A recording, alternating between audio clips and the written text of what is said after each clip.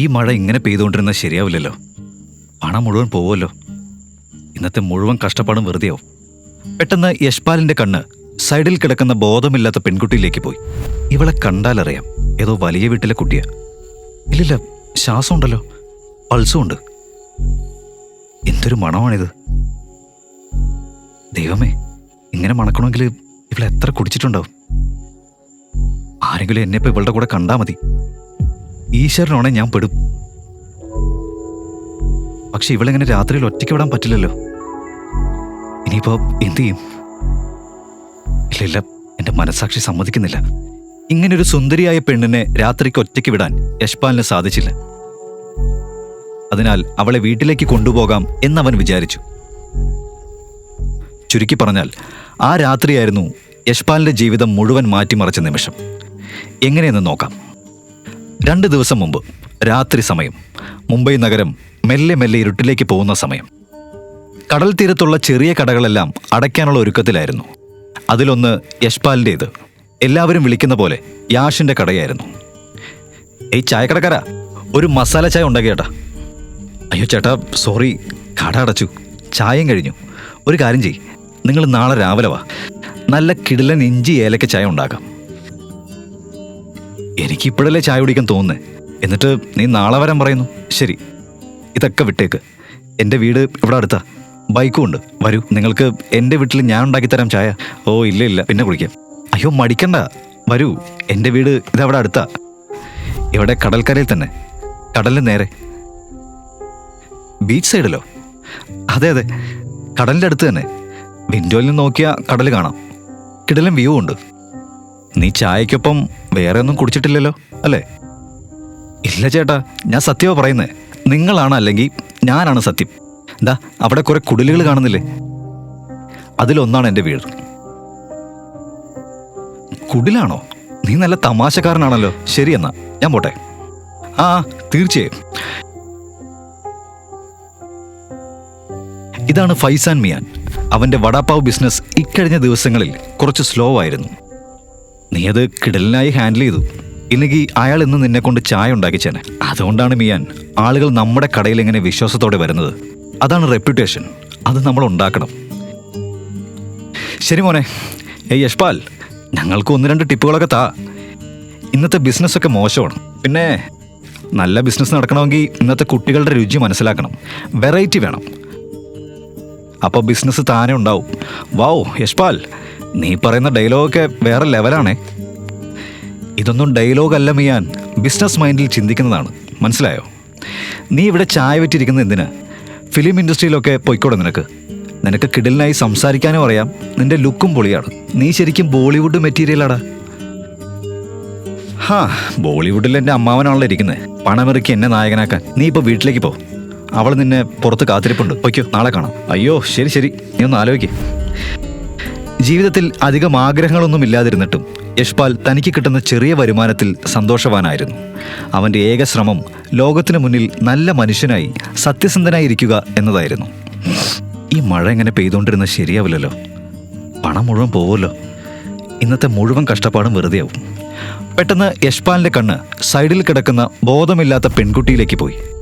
ഇവളേതാ വെളുത്ത ഡ്രസ്സൊക്കെ ഇട്ടിട്ട് ഇവിടെ കിടക്കുന്നത്? ദൈവമേ, ഇത് വല്ല ഭൂതമോ പിശാചോ ആണോ? Excuse me.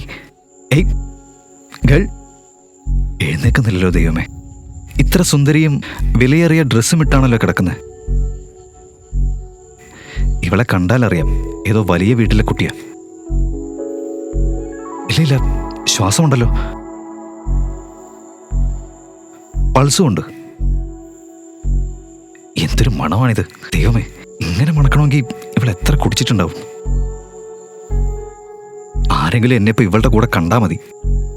ഈശ്വരനാടെ ഞാൻ പെടും. പക്ഷെ ഇവളെങ്ങനെ രാത്രിയിൽ ഒറ്റയ്ക്ക് വിടാനും പറ്റില്ലല്ലോ. ഞാനിപ്പോ എന്തു ചെയ്യും? ഇല്ല, മനസ്സാക്ഷി സമ്മതിക്കുന്നില്ല. ഇങ്ങനെ ഒരു സുന്ദരിയായ പെണ്ണിനെ രാത്രിക്ക് ഒറ്റയ്ക്ക് വിടാൻ യശ്പാലിന് സാധിച്ചില്ല. അതിനാൽ അവളെ വീട്ടിലേക്ക് കൊണ്ടുപോകാം എന്നവൻ വിചാരിച്ചു.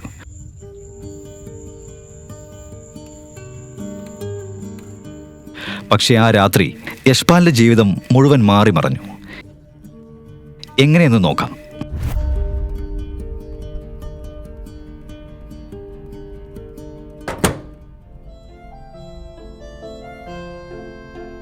ഇനി എന്ത് ചെയ്യും?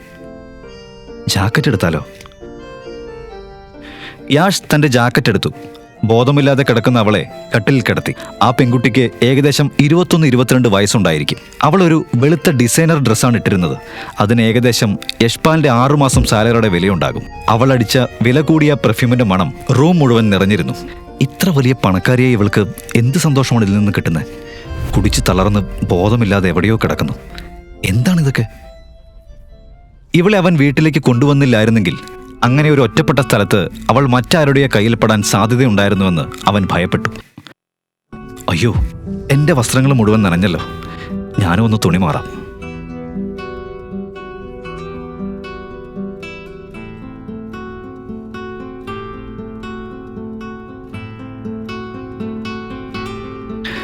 റൂം മുഴുവൻ നിന്റെ മണമാണ്.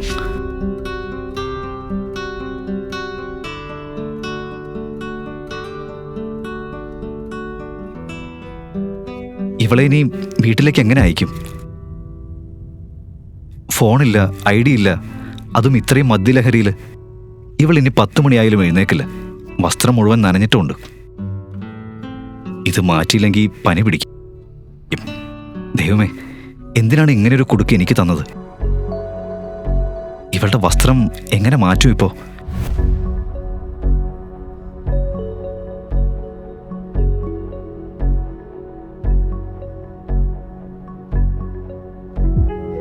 എന്ത് ചെയ്യും ഞാൻ? മാറാതെ വേറെ വഴിയുമില്ല. മാറ്റിയില്ലെങ്കിൽ രാവിലെ ഇവള് ജീവനോടെ ഇല്ലെങ്കിൽ ആശുപത്രിയിലേക്ക് കൊണ്ടുപോണ്ടി വരും. ഞാനിനി എന്ത് ചെയ്യും ദൈവമേ? ആരും കാണാതെ അവളുടെ വസ്ത്രം എങ്ങനെ മാറ്റുമെന്നതാണ് യാഷിന്റെ ഏറ്റവും വലിയ ഭയം. ആരെങ്കിലും കണ്ടാൽ യാഷിന്റെ പേര് പോവും. അങ്ങനെ സംഭവിച്ചാൽ അവൻ ചായക്കട അടച്ച് ഗ്രാമത്തിലേക്ക് തിരിച്ചു പോകേണ്ടി വരും.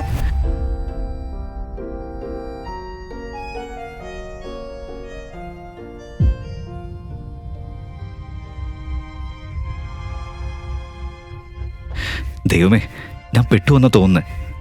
ആ കാടിൽ എന്ത് കണ്ടിട്ടാണ് യാഷ്പാൽ ഭയന്നത്?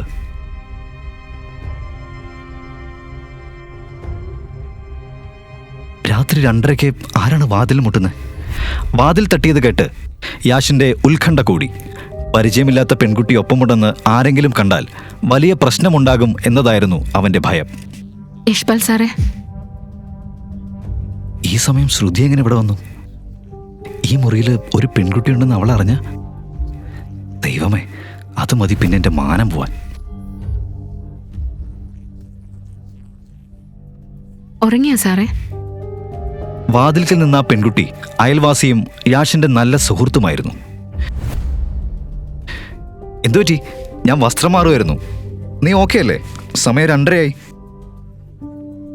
ഇല്ല ഇല്ല സാർ, എല്ലാം ഓക്കെയാ. നിങ്ങൾ വന്നോന്ന് നോക്കാനായിരുന്നു. ഇന്നത്തെ കാലാവസ്ഥ മോശമല്ലേ, അതുകൊണ്ട്. നിന്റെ പഠനമൊക്കെ ഓക്കെ അല്ലേ? അന്ന് ഫീസിന്റെ എന്തോ പ്രശ്നം പറഞ്ഞിരുന്നില്ലേ? അതൊക്കെ തീർന്നോ? ഇല്ല, ഫീസിനെ കുറിച്ചൊന്നും ഞാൻ പറഞ്ഞില്ലല്ലോ. അയ്യോ, പോട്ടെ, ഒന്നും പ്രശ്നമില്ല. ഓഹോ, ക്യൂട്ടി ഫ്യൂട്ടി. പൊയ്ക്കോ. Good night. അയ്യോ സാറേ, ഇന്റർനെറ്റിൽ നിന്ന് പഠിച്ച പുതിയ ഇംഗ്ലീഷ് വാക്കുകൾ പറയുന്നുണ്ടല്ലോ. ഗുഡ് നൈറ്റ് സാറേ, ഗുഡ് നൈറ്റ്.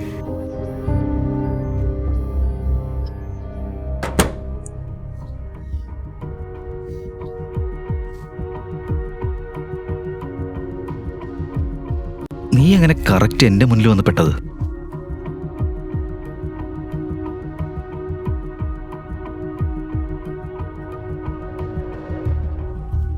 ഈ വില കൂടിയ വസ്ത്രം എവിടെ അഴിക്കണം, എങ്ങനെ കെട്ടണം ഒന്നും മനസ്സിലാവുന്നില്ലല്ലോ. ദൈവമേ, ഒരു വഴി കാണിച്ചു തരണേ. ഹേ മേഡം, ഹലോ. അവളുടെ വസ്ത്രം മാറാൻ യാഷ് വീണ്ടും മടിച്ചു. പക്ഷെ മറുവശത്ത് അവൾക്ക് തണുപ്പിൽ നിന്ന് ചുമയും തുടങ്ങി. അപ്പോൾ അവൻ റൂമിലെ ലൈറ്റ് അണച്ചു. കണ്ണുമടച്ച് ദൈവനാമത്തിൽ എങ്ങനെയോ അവളുടെ വസ്ത്രം മാറ്റി.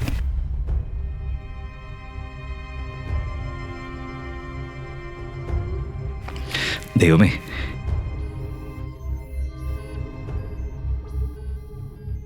ഈ പെൺകുട്ടി രാവിലെ എഴുന്നേറ്റ് ഒരു അപരിചിതനെയാണ് കാണാൻ പോകുന്നത്.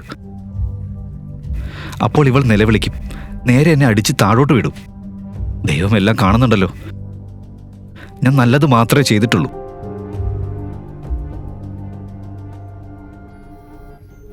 അതുകൊണ്ട് ദൈവം എനിക്ക് ദോഷമൊന്നും വരുത്തില്ല.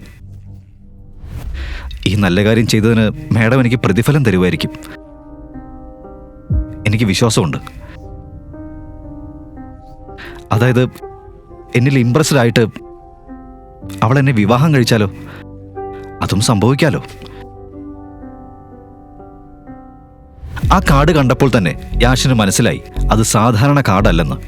ഇന്റർനെറ്റിൽ വായിച്ചതുപോലെ അത്തരത്തിൽ കാർഡുകൾ ബാങ്കിൽ 100 കോടിയിലധികം ബാലൻസ് ഉള്ളവർക്ക് മാത്രമേ കൊടുക്കാറുള്ളൂ.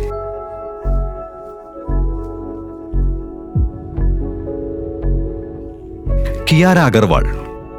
ആ പേര് വായിച്ച ഉടനെ ആ പെൺകുട്ടി ആരാണെന്ന് യാഷിന് മനസ്സിലായി. അഗർവാൾ ഗ്രൂപ്പ് മുംബൈയിലെ ടോപ്പ് കമ്പനികളിൽ ഒന്നാണ്.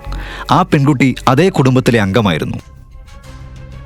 ദൈവമേ, എനിക്കെന്തായിരിക്കും സംഭവിക്കുക? ഈ മേഡത്തിന്റെ മുന്നിൽ ഞാനൊരു പുഴുവാണ്.